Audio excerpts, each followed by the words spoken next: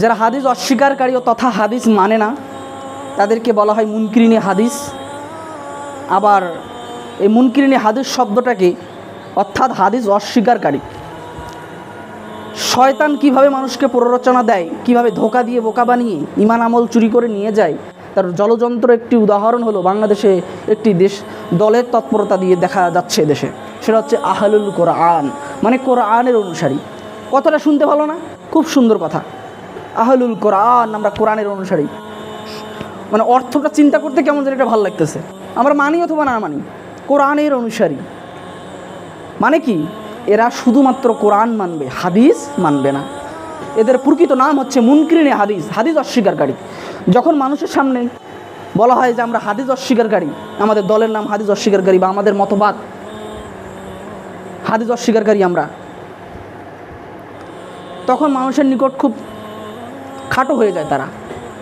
এই জন্য তারা নামটা চেঞ্জ করে দিয়েছে। শয়তান এসে, ইবলিস শয়তান, সরাসরি ইবলিস শয়তান এসে, যেটা আমরা কাল্পনিক নয়, শুধুমাত্র কথার শয়তান নয়, রিয়েল শয়তান, ইবলিস শয়তান এসেদেরকে বলে গিয়েছে যে মুনকিরিনে হাদিস এই শব্দটি ব্যবহার করো না, তোমরা আহলুল কোরআন শব্দটি ব্যবহার করো। কারণ বাংলাদেশের মুসলমান বা সারা পৃথিবীর মুসলমান আবেগী মুসলমান, কোরআনের নাম শুনলেই গলে যাবে, ইসলামের নাম শুনলেই গলে যাবে, যা বলবে তাই শুনে নেবে, মেনে নেবে।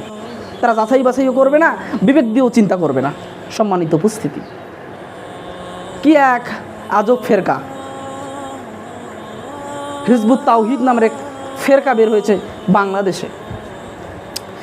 হিজবুত তাওহীদের ওই লোকটার নাম হচ্ছে, যে লোকটা এই মতবাদ প্রচার করছে, তার নাম হচ্ছে সেলিম।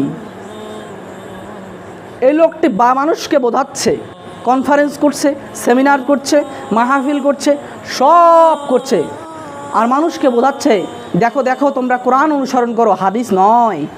কারণ কোরআন একাই 100, কোরআন স্বয়ং সম্পূর্ণ, হাদিসের আমাদের কোনো দরকার নাই। চিন্তা করেন, আমাদের প্রিয় নবী সাল্লাল্লাহু আলাইহি সাল্লামের কথার তাদের কোনো মূল্য নাই তাদের কাছে। আমাদের মাঝেও, আমাদের ভিতরেও ওটা ঢুকে যেতে পারে।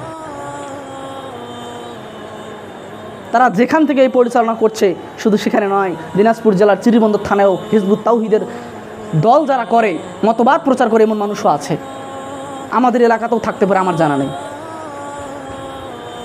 সম্মানিত উপস্থিতি, মুনকিরিনে হাদিস, এরা হাদিস অস্বীকার করে, আল্লাহ নবী সাল্লাল্লাহু আলাইহি ওয়াসাল্লামের কথাকে অস্বীকৃতি জানিয়ে দিল, অস্বীকার করলো, আমরা তোমার নবীর কথাকে মানি না। এত বড় কথা, যারা বলে যে হাদিস টাদিসের দরকার নেই আমাদের, কোরআন স্বয়ং সম্পূর্ণ, কোরআন পড়ো, তারা নিজেরাও জানে না যে কত বড় ধোঁকায় আছে। তারা নবীজি সাল্লাল্লাহু আলাইহি ওয়াসাল্লামের কথাকে অস্বীকৃতি জানিয়েছে, বলেছে না, তুমি নবী তোমার নবীর জায়গায় থেকেছো, যা বলার বলে গেছো, কিন্তু আমি শুধু কোরআন মানবো, হাদিসের আমার কোনো দরকার নাই। সম্মানিত উপস্থিতি, এরাই হচ্ছে মুনকিরিনে হাদিস তথা আহলুল কোরআন। আহলুল কোরআন নামটা শুনতে বেশ মজাই লাগে, ভালোই লাগে, কোরআনের অনুসারী, কিন্তু এরা কোরআনের অনুসারী নয়। কারণ যে হাদিস অস্বীকার করে সে স্বয়ং কোরআনকে অস্বীকার করে, নাউজুবিল্লাহ। কারণ কোরআনকেই বিভিন্ন আয়াতে বলা হয়েছে, কোরআনকে হাদিস শব্দে ব্যাখ্যা করা হয়েছে, আজ বলা হয়েছে হাদিস। যে তারা হাদিস অস্বীকার করে, তার মানে কি কোরআন অস্বীকার করে ফেললো।